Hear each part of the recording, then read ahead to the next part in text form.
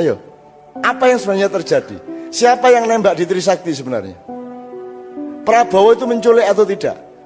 Yang namanya Beatles, John Lennon, Paul McCartney, George Harrison sama Ringo Starr itu akhirnya ngaku bahwa mereka bukan perintis musik yang mereka bawakan itu. Mereka itu hanya meneruskan dan meniru 3 orang Ambon plus 1 orang bule yang punya grup namanya Tillman.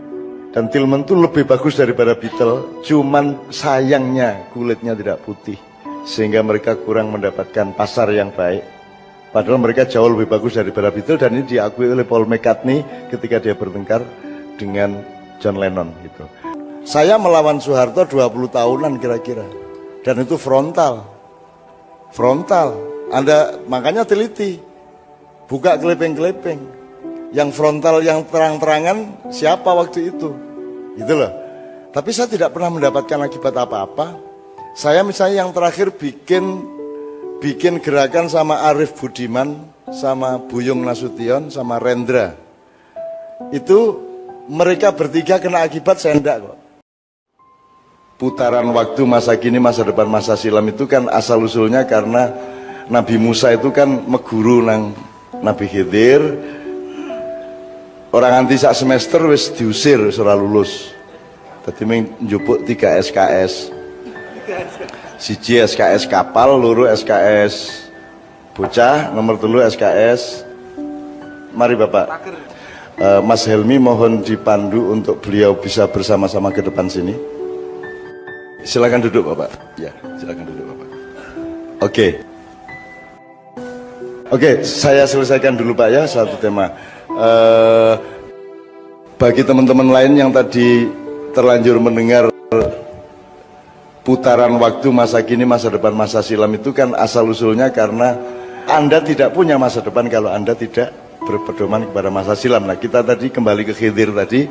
Bagi yang belum pernah dengar ini jangan dianggap kebenaran ya teman-teman sekalian. Pengumuman semua yang saya omongkan jangan dianggap kebenaran, gitu ya. Jadi apa yang saya omongkan itu apa saja itu hanya tafsir saya, itu hanya pendapat saya, dan itu bisa keliru, bisa salah. Lebih pasti salah daripada pasti benar, karena tidak ada manusia yang bisa mengungkapkan kebenaran. Yang dia ungkapkan hanyalah tafsir dia terhadap kebenaran, kan begitu. Meskipun itu undang-undang, meskipun itu konstitusi, meskipun itu majelis ulama, semua yang dikemukakan bukan kebenaran tapi tafsir terhadap kebenaran, gitu ya. Jadi supaya Anda jangan terlalu nunggu-nunggu saya, jangan terlalu menganggap bahwa yang saya omongkan itu ada gunanya. Asumsi dasarnya yang diomongkan Cak Nun salah dan tidak ada gunanya, itu asumsi dasarnya gitu loh. Dan saya begitu Anda menyimpulkan sampai pulang nanti bahwa yang saya omongkan itu tidak ada gunanya, saya selamat. Nah, jadi mending Anda anggap saya salah, Anda anggap saya orang yang tidak berguna, gitu ya. Saya memang sering begitu. Jadi orang semua pengen dianggap benar, saya pengen dianggap salah gitu. Sama dengan Gus Dur kan saya ini dulu. Gus Dur itu saya tanya, Gus kok bikin dekret sampean jadi di impeachment loh. Dia jawabnya lah, wis gak ono dekret aja. Presiden bolak-balik gak ono sing dekret, terus aku tak gawe dekret, cek ono cek tahu kan gitu. Itu Gus Dur. Ya tapi sampean gak ngitung Gus. TNI ngene sampean salah perhitungan. Ya Cak jenenge teplek, kadang-kadang menang, kadang-kadang kalah. Itu jawabannya Gus Dur seperti itu. Jadi Gus Dur ya cuma berpendapat, dia juga cuma menafsirkan. Buku sebesar apapun, meskipun buku karya doktor, profesor, ulama, syekh, maulana, itu hanya tafsir. Meskipun di pesantren ada kitab kuning, kitab coklat, kitab hijau, sakarepmu, tapi itu hanya tafsir. Ada Syiah, ada Sunni, ada Demokrat, ada PDIP, itu hanya tafsir. Tidak boleh Anda pegang mati-matian. Tafsir itulah jalan untuk supaya kita berproses menemukan kebenaran yang sejati. Teori dasarnya kan ada bener dewe, benernya sendiri, benernya orang banyak, terus bener yang sejati, kan gitu kira-kira ya. Oke. Saya kembalikan ke sedikit Pak Nyun Sewu, saya kembalikan ke masa silam tadi. Jadi pokoknya singkat kata Nabi Musa sok pinter sama Tuhan, dibikin pingsan di puncak gunung Tursina, terus disuruh kamu ke sana cari orang yang namanya Khidir, kamu belajar sama dia. Akhirnya Nabi Musa turun gunung, jalan sampai sekitar 1300 km, ketemu Khidir dan dia melamar untuk boleh berguru kepada Khidir. Kemudian Khidir, syaratnya kamu boleh belajar Musa, tapi jangan tanya sama saya. Apapun saja jangan tanya. Singkat kata, Khidir membocorkan kapal, Musa tidak tahan tanya. Kedua, Khidir mencekik anak kecil, Musa nggak tahan nanya. Yang ketiga, Khidir menegakkan pagar yang miring, Musa tidak tahan juga tanya. Begitu tanya yang ketiga, Khidir mengatakan hadza firaqi. Ini Bapak Inaka, ini adalah hari perpisahan antara kamu dengan saya. Jadi tidak lulus, drop out. Nah, jadi kalau anda tidak terlalu pinter, jangan minder. Wong Nabi Musa gak lulus, itu tenang aja. Itu. Nah, kapal dibocorkan adalah berlangsung sekarang, maka dia lambang masa kini. Anak kecil dicekik adalah lambang masa depan, karena dia mencekik, mengambil keputusan untuk membunuh anak itu atas hak prerogatif dari Allah loh ya. Ojo terus sampean niru Nabi Khidir, mulai untuk lerek cilik kok unduri gulune demi masa depan gitu ya. Khidir tahu ini anak besok-besok akan menjadi destroyer dari bapak ibunya, masyarakatnya, maka lebih baik dia dibunuh sekarang. Tapi itu hanya haknya Khidir sekali itu toh. Jangan lupa. Tidak berarti Khidir bunuh anak sewaktu-waktu. Itu haknya Khidir sekali itu toh. Dan hak itu tidak pernah diperoleh oleh Muhammad SAW, tidak pernah diperoleh oleh Nabi maupun Rasul-Rasul yang lain, apalagi Anda dan saya. Jadi tidak usah cari anak kecil terus diuntir gulune. Nah, Khidir tahu masa depan anak ini, berarti mencekik anak ini adalah lambang masa depan. Maka terus yang ketiga adalah menegakkan pagar miring, karena Khidir tahu zaman dahulu ada kerajaan besar di sini menyimpan harta benda di bawah pagar ini. Kita bikin tegak pagarnya supaya orang tidak tertarik kepada pagar itu, sehingga harta itu terlindung. Nah teman-teman sekalian, rute waktu inilah kita pahami. Bapakmu dulu ketika mendidik kamu kan rutenya gitu. Kalau anda tidak sekolah, bluron dek kali, dolin gitu, nyolong pelem, bapakmu akan mengatakan, kamu itu bandel, tidak sekolah itu besok-besok mau jadi apa? Kan gitu kan? Jadi hari ini kamu bandel, terus bapak bilang besok-besok kamu jadi apa? Kalimat sesudahnya adalah dulu bapakmu, nah, kan gitu kan? Selalu gitu. Jadi selalu rutenya harus begitu. Nah ini bangsa kehilangan dialektika waktu Pak. Kita jangankan belajar ke Mojopahit, kita belajar ke sekarang saja tidak, ke yang kemarin saja tidak. Teman-teman sekalian, mari kita sering ke museum, supaya Anda bertemu dengan apa yang harus Anda pelajari, supaya Anda berjumpa dengan clue atau indikator-indikator dari yang harus Anda selami dari karya-karya atau kehidupan nenek moyang kita zaman dahulu, baik yang lama jauh di belakang maupun yang baru kemarin. Termasuk, jadi sekarang orang kenal Pak Harto dari truk itu Pak. Minggu itu ngerti nih, coba biar. Jadi referensi tentang Pak Harto meng siji kuwi. Kan celaka bangsa kita. Nek Gus Dur sing dieling-eling mek situ, gitu aja kok repot. Terus gitu tok. Rawahu Gus Dur. Itu tok yang diingat. Kalau Bung Karno, apa yang Anda ingat? Jas merah. Jangan sekali-sekali meninggalkan sejarah gitu. Kalau Habibie, Tetuko. Sampean ngerti arek-arek. Teman-teman apa yang diingat dari Habibie? Habibie masih segar bugar. Beliau orang kelas 1 di Indonesia yang tidak dihargai di negerinya sendiri. Sehingga ilmu beliau bermanfaat untuk pesawat-pesawat seluruh dunia, membuat sayap pesawat yang menjadi lebih stabil dengan begini itu. Jadi kaya wong joget tuh pesawat kayak saiki. Ngene iki lho. Sayapnya kan ngene gitu. Itu Habibie punya itu. Neng ora dirgani neng. Di Indonesia itu memang saking kayanya tidak ada yang berharga. Anda tahu inovator-inovator kita di mana-mana itu terancam nasibnya. termasuk yang bikin mobil listrik, yang bikin blue energy itu terancam nasibnya. Karena Indonesia itu kaya raya. Tuhan saja seolah-olah ngemis-ngemis untuk supaya disembah oleh kita gitu loh. Musak gitu nan kayak. Beliau ini Ambon, Pak ya? Saya Ambon, Pak. Ya. Sekarang kita dengar Ambon aja kita ingatnya cuma waktu perang dulu, Pak. Padahal Anda tahu Ambon Maluku itu melahirkan kreator-kreator luar biasa. Anda lihat, coba Anda pelajari, burungnya aja beda sama burung di tempat-tempat lain. Ambon itu. Juga pisang. Juga pisangnya. Jadi sebelum yang namanya Beatles, John Lennon, Paul McCartney, George Harrison sama Ringo Starr itu akhirnya ngaku bahwa mereka bukan perintis musik yang mereka bawakan itu. Mereka itu hanya meneruskan dan meniru 3 orang Ambon plus 1 orang bule yang punya grup namanya Tillman. Dan Tillman itu lebih bagus daripada Beatles, cuman sayangnya kulitnya tidak putih sehingga mereka kurang mendapatkan pasar yang baik. Padahal mereka jauh lebih bagus daripada Beatles, dan ini diakui oleh Paul McCartney ketika dia bertengkar dengan John Lennon gitu. Jadi kita itu memang sama Tuhan disembunyikan. Jadi sebenarnya banyak sekali karya-karya kita, cuman Tuhan menyuruh kita tidak usah bangga di dunia, karena nanti kita di akhirat baru kita akan dimanjakan.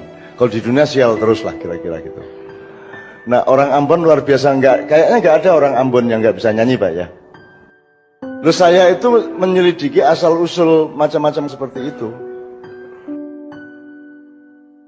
Kiai itu, Pak, sekarang dipakai di mana-mana, ustadz dipakai di mana-mana. Baju koko ini ya, baju ini teman sekalian, ini tahun berapa, era dekade berapa ini dijadikan lambang santri, lambang ustadz. Jadi orang kalau pengajian pakai baju gini nih, disebut dulu baju koko, kemudian baju takwa, gitu kan? Saya kasih tahu teman sekalian dulu, mohon maaf nih Pak ya. Salah satu yang menjadi kesadaran, museum kesadaran masa silam kita, yang namanya kiai itu tidak boleh kiai, ustadz, ulama atau pastor segala macam, kecuali ketika dia misa, ketika dia jadi imam, ketika dia jadi khotib ya. Sehari-hari dia tidak boleh membedakan pakaiannya dengan pakaian umatnya. Bahkan Muhammad memberi saran, berpakaianlah seperti pakaian yang terburuk dari umatmu. Jadi dulu yang namanya kiai zaman saya kecil tuh ya sesuai dengan pekerjaannya. Kalau dia petani ya dia pakai katok, kalungan sarung, nggawa pacul, nggawa arit gitu.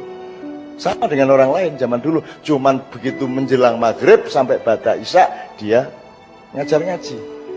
Jadi tidak ada simbol kelasnya waktu itu gitu ya. Jadi kiai itu ya biasa, ya kaosan, ya suwek-suwek gitu. Tiba-tiba berpakaian seperti ini. Dan ini perampokan habis-habisan. Kenapa? Ini pakaian lodrok. Dulu yang namanya lodrok itu Pak, gambus misri sama lodrok pakaiannya kayak gini nih. Jadi ini set gini, terus ini dawa, iki ada sakunya 2. Fungsinya dilempari rokok taruh di sini, dilempari duit taruh di sini. Aslinya begitu teman sekalian. Tiba-tiba jadi pakaian ustadz. Itu, ini kalau Anda tidak kenal museum, Anda tidak tahu lagi dimensi waktu, sehingga Anda tidak tahu asal-usul segala sesuatu. Anda pikir ustadz itu hubungannya sama Islam, tidak ada hubungannya karo Islam ustadz. Ustadz itu panggilan yang Kang, loh. Mas, Pak, Le, Abang, itu ustadz. Loh kok tiba-tiba ustadz jadi profesi yang pekerjaannya ceramah agama. Nah ini kan manipulasi museum ini namanya. Dan itu loh teman sekalian, kiai apalagi, kiai tidak ada, bukan bahasa Arab. Kiai kan, ini jamaah-jamaahnya udah tahu, kiai itu asal usulnya ada orang berjajar gini, tuan rumah minta Pak Theo tolong dipimpin doa. Terus Pak Theo kan tidak enak, terus dia bilang kiai gitu, ikiai gitu. Terus dia juga bilang ikiai. Terus akhirnya diimbal rono-rono kiai. Akhirnya satu terakhir terpaksa berdoa. Akhirnya semuanya, oh yang berdoa itu kiai. Tafsir. Loh, tapi kalau Anda hidup tanpa tafsir bagaimana dong? Wong Anda menyimpulkan kuku ruyuk aja itu tafsirmu kok. Anda menyimpulkan ada mobil tabrakan, buat itu tafsir kok. Orang Barat menyebutnya bam kok, ya Pak. Dulu di Jogja ketika kita belum rusak kayak sekarang, sepur tabrakan tuh manil gitu dulu, zaman biyen. Jadi dan lain sebagainya. Jadi teman-teman sekalian, museum ini salah satu tempat di mana kita bisa berdiskusi, belajar, meneliti, supaya kita punya pengetahuan yang jernih mengenai bapak-bapak kita, mbah-mbah kita. Minimum pengetahuan fisik saja. Nah, nek mahasiswa jurusan sejarah tidak tahu bahwa Monjali ini bikinan Pak Harto kan ya keterlaluan itu. Nah terus rumangsamu sing ngedeke iki Lee Kuan Yew ngopo piye? Lah kan begitu. Lah ya hubungannya sama cendana lah, sing gawe cendana. Dan kuwi dudu duit negara.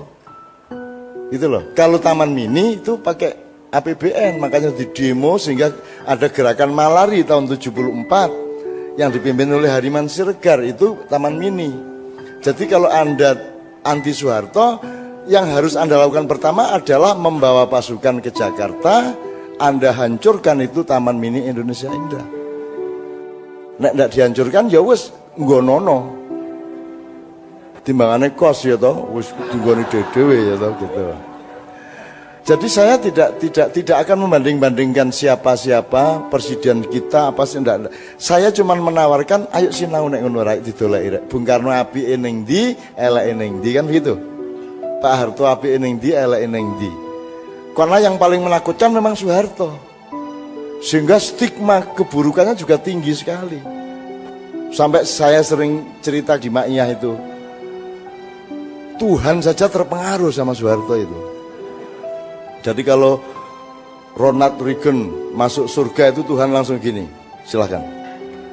Terus Khrushchev, silahkan. Ketika Soeharto lewat, ngene Gusti Allah. Terus Jibril bingung, Gusti Allah meneng ini.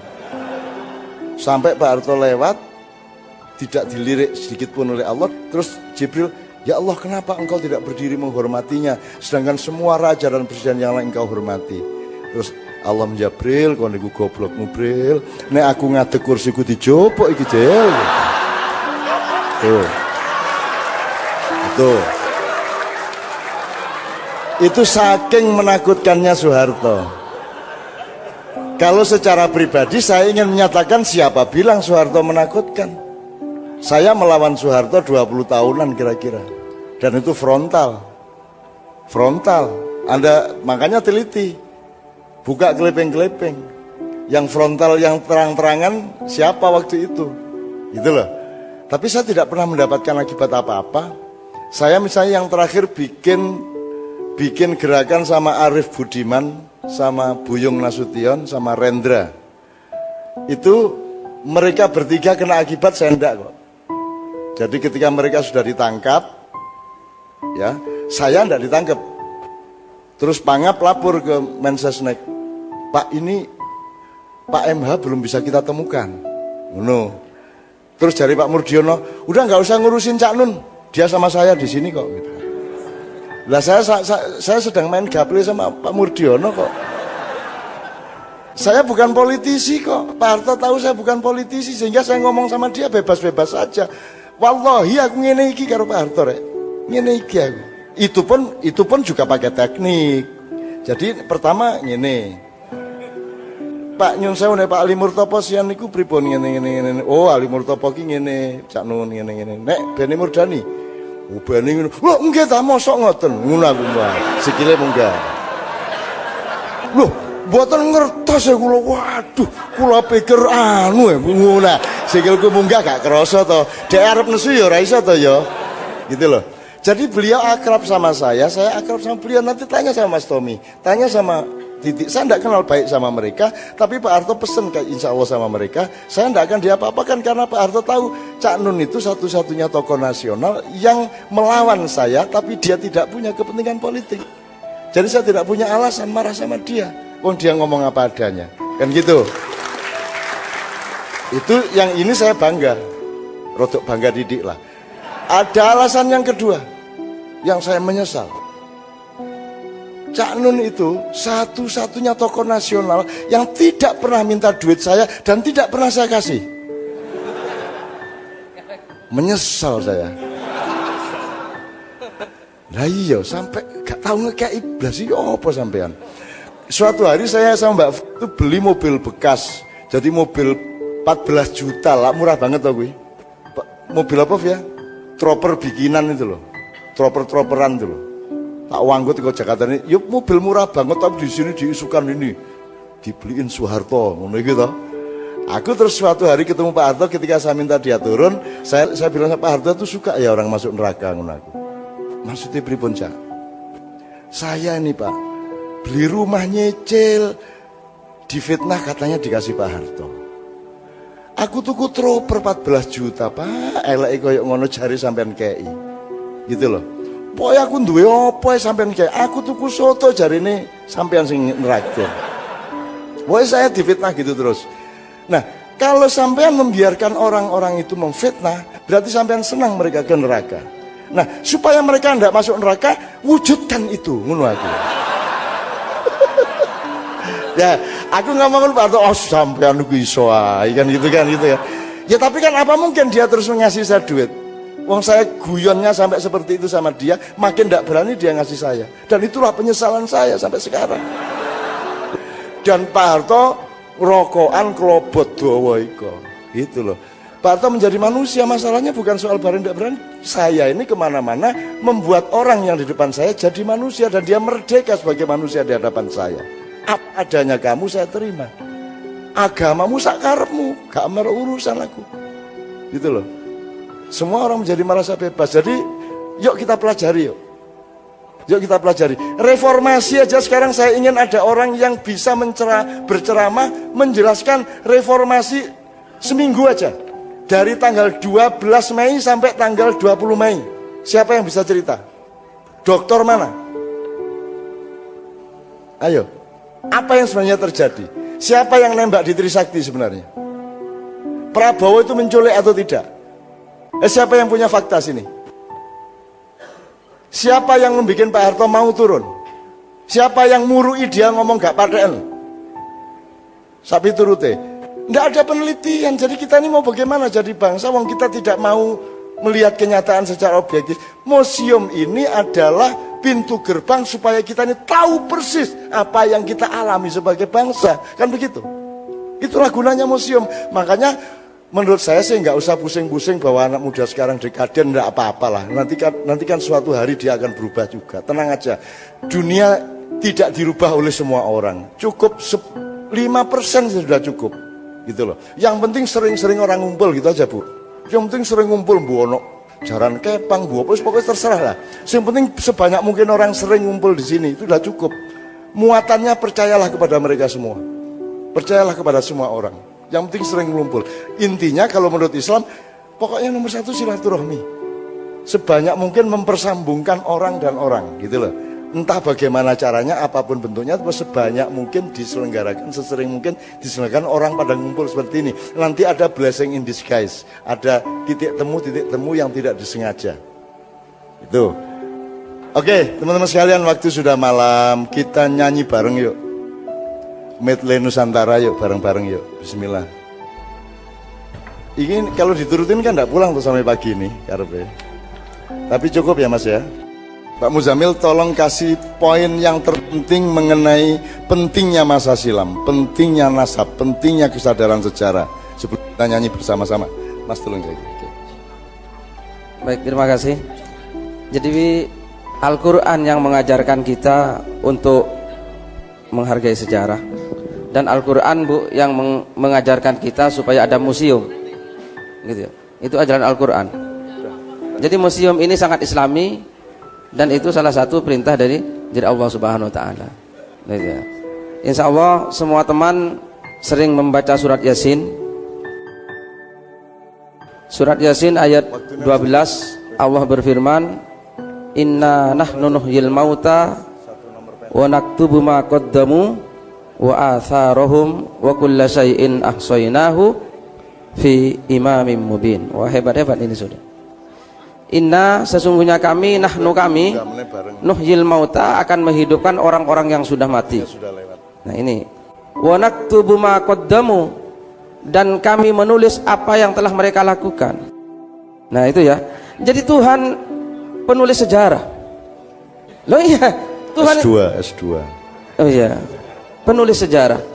Allah berfirman, wa naktubu ma qaddamu, dan aku catat apa yang telah mereka kerjakan. Coba bayangkan, berarti sejarah punya ikatan yang kuat dengan Allah Subhanahu wa ta'ala. Terus wa atharohum, dan peninggalan-peninggalan mereka. Nah itu ya, aku catat apa yang mereka lakukan dan peninggalan-peninggalan mereka. Berarti kesadaran museum, kesadaran menyimpan sejarah, kesadaran menampilkan sejarah dalam museum itu sangat-sangat Qur'ani, sangat-sangat Islami. Gitu ya. Loh itu. Wa kullu syai'in ahsaynahu fi imamin mubin. Dan segala sesuatu aku catat dalam imam, bukan Imam Fatawi. Imam ini maksudnya catatan buku induk. Buku induk itu lauh mahfuz yang nyata. Nah itu ya. Jadi saya kira umat Islam harus punya kesadaran sejarah, dan museum itu Qur'ani, gitu ya. Maka kalau orang Indonesia bilang gajah mati meninggalkan gading, masa Anda tidak meninggalkan apa-apa? Loh kan begitu. Loh, museum itu peninggalan. Masa kalah dengan gajah? Nah ini sangat penting saya kira. Ini museum ini kita datangi, gitu ya. Fir'aun itu oleh Allah dimuseumkan, gitu ya. Jadi Fir'aun itu ditenggelamkan di Laut Merah, dan firman Allah wa nunajji, itu ya, badanahu, itu ya. Dan aku selamatkan jasadnya Fir'aun. Nah, kenapa Fir'aun itu yang sudah tenggelam di Laut Merah, tapi itu bukan karena dibalsem Fir'aun itu. Itu orang bilang karena apa itu? Diawetkan, bukan. Al-Quran menyatakan Allah yang memang mengawetkan Fir'aun. Kenapa? Supaya jadi pelajaran bagi masyarakat berikutnya, gitu ya. Jadi yang mendahului museum Tuhan, gitu ya. Jadi museum di Mesir itu Tuhan, yang memasukkan Fir'aun kepada benda sejarah itu Tuhan, gitu ya. Nah berarti kalau sampean ini mengurus museum, dekat dengan Tuhan. Mungkin begitu. Itu saya kira. Terima kasih. Ini serius karena memang begitu konsep Tuhan mengenai Fir'aun, dan itu betul-betul monumen untuk dipelajari bagi umat yang akan datang. Oleh karena itu, kalau bisa Anda punya rencana untuk melihat Fir'aun. Kami semua sudah ngelihat Fir'aun. Saya masuk ke kuburannya yang di dalam piramid jauh, melakukan ini sampai juga jasadnya yang juga kita di museum yang kita datangi bareng-bareng, dan itu tidak semua orang bisa, hanya presiden dan beberapa orang lain yang boleh masuk, gitu ya. Nah kami masuk, dan kami omong-omongan sama Fir'aun, terus Nevi terus yang paling depan, oh kita bucai menunggu. Nah itu Nevi gitu. Oke teman-teman sekalian, Ibu, ini kita melanggar waktu, seharusnya jam 23.30 sudah harus berakhir. Tetapi saya kira kelebihan ini mudah-mudahan merupakan berkah, bukan merupakan ketersiksaan. Saya doakan Anda semua akan menjadi orang yang sering berjumpa di sini, dan menjadi orang yang memang oleh Tuhan diinden untuk memimpin kesadaran masa depan bangsa-bangsa Nusantara. Itu ya, amin ya rabbal alamin. Saya punya banyak hal yang ingin saya kemukakan, tapi tidak mungkin karena waktunya sudah selesai. Saya mohon Mbak Via, medley Nusantara yuk.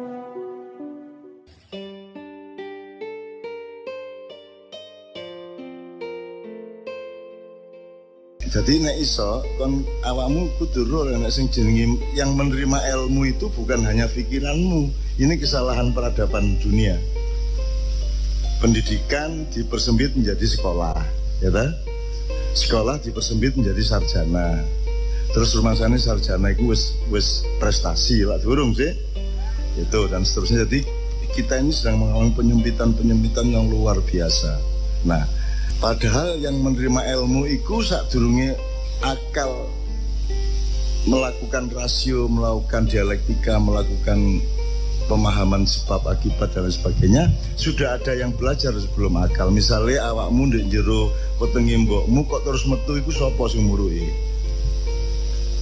Berarti kan Anda sudah mengetahui meskipun tidak dengan otak sesuatu hal, bahkan sudah menjalankan kewajibanmu untuk metu teko wetenge ibumu lak ngono.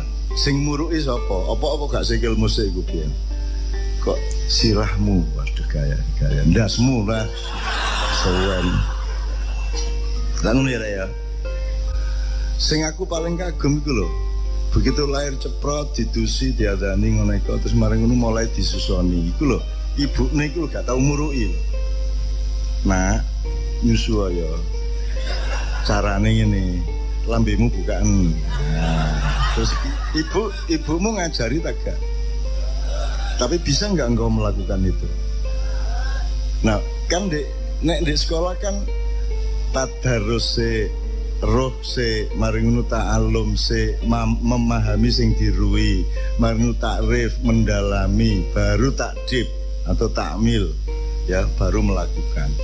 Lah bayi lah gak liwat proses ini, gak adik mau gak liwat darus, gak liwat taklim, gak liwat takrif, langsung takdib, langsung menjalankan, langsung takmil ya, amaliyah itu. Jadi ternyata sing sinau gak mek utek tok, gak mek akal tok. Jadi awakmu nek sinau milih total itu akan lebih dahsyat. Jadi yo meripatmu melok sinau, getihmu melok sinau, pori-porimu melok sinau, angin lo melok sinau, ngeses gitu mang. Nyeluk aku kan gak roh bahasane, aku roh. Aku krungu, tapi kon tak kandhani mesti gak iso ngecek bener tak gak. Saya ya. Mulane aja nek sombong-sombong ngomong iku aku ngapusi kon yo gampang. Wong ndek dunya iku lapo, gelut iku kaya ruru wong padha gak ruwe lho. Ya toh. Wis bapak tak kono anggapane misalnya tekek, iku apa karepe? Lah boleh ditafsirkan toh. Situk ngarani tekek iku apa liyane apa bapak sih? Ojo dipertengkarkan, engko akhirnya dibijekno nang ahli akademis. Pak sing bener tekek iku unine tekek ta tokek. Terus ahli sejarah ngomong tekek. Wah sing bener tekek. Terus anggitmu nek wis diomongno karo wong UNER, wong ITS mesti bener ta? Wong piye mek jarene arek-arek iku. Lah awakmu ya dadi arek-arek liyane sing duwe jarene dhewe lak ngono. Ya ta, niku lak jare sampean, jare kula mboten. Lah kare ngono. Iki bid'ah iki. Nggih lek jare sampean. Kare ngono lho. Sangel-angel ya. Makanya Anda harus berdaulat. Anda harus berdaulat karena keputusan terakhir ada pada dirimu, karena tanggung jawab hidupmu adalah Anda sendiri kepada Allah. Mas Yokon nganut Pak Yai, nganut aku gak iso nulungi awakmu. Lah apa kon gak nganut aku? Bener tak gak? Logis tak gak? Ono tak kiai iso nulungi umate? Ono mungkin tak aku nulungi sampean? Gak, wong aku dhewe gurung karuan bisa ditulungi ya tane. Kok dikon nulungi kon moh ngono aku. Sak karepmu kono. Mene-mene di akhirat yo tak tinggal mojo aku. Jelas ya deh ya. Misalnya kon kafir, iki haram iki. Jawabannya ya apa? Iku niku lak jare sampean, jare kula mboten. Nek sampean jarene ngoten sampean kelek dhewe mriku. Kula tak ngemut tek kula dhewe lak ngono. Wong jomblo ya kula niki ya. Ini ya oke. Ono jawaban sing luwih gedhe. Nek ono wong haram iku makruh iku mlebu neraka kon kondongin ya Allah Pak sampean niku kok mboten kondo-kondo biyen nek sampean niku Gusti Allah. Nek ngerti biyen kula rungokno lah sampean kayak sakniki ngomong haram-haram. Terus sawang ya Allah ngene ya Allah. Maksudmu apa kok Allah? Loh, sing duwe hak mengharamkan dan menghalalkan sesuatu ku lak sing duwe, Pak. Nek sampean ngomong haram berarti sampean sing duwe. Gitu berarti sampean Gusti Allah. Gitu. Mulane sampean ku KTP niku mbok nama .2 Allah SWT. Ngono. Lah sampean jenenge gak ngaku kadek menyamar barang. Jare ustaz iki, kiai haji iki sampean nyamar. Mbok sing terang-terangan ae cek ro kabeh nek sampean iku Allah. Gitu mboten. Berarti nek jawaban sing liyane meneh haram iku. Eling kula sampean niku nraktir kula mboten tahu. Minta duit niku mboten tahu, malah biasanya sampean malah dikek duit niku kali umat sampean disalam-salam tempel niku. Kok sampean nopo kok sampean mengharam-haramkan? Sampean niku mboten tahu berjasa teng kula. Kita mboten. Lho nek bapak nang anak cek lumayan dioleh ya. Nah itu jawaban apa horizontal. Nek jawaban sing kopak itu mang ya Allah sampean gak kondok-kondok wingi. Nek ruwa sampean Gusti Allah wis wingi-wingi kula nyembah sampean pun sampean ngatur bener kula tak sembayang. Wae sing enak urip ya. Gusti Allah yang gawe awakmu cek gembira. Makanya Rasulullah itu mengatakan kabarkan sampaikan berita gembira ini. Jadi kudu seneng kalau nek gak seneng lah pokoknya gak seneng rabi betutut ojo terus kon nemomen oleh guyang suruh gendeng kon ya. Oke. Tadi kalimatnya ojo gak oleh ojo ngono kalimatnya menurut sampeyan Allah mengharamkan ini berdasarkan usuluddin, usul fikih, usulul ilmi. Anda menyimpulkan ketoke kalau gak mulai dari ngono iki. Nah, kalimatnya ojo gak oleh, ojo ngono kalimatnya rek nek menurut aku iki gak oleh lho karo Gusti Allah lho iki. Menurut aku.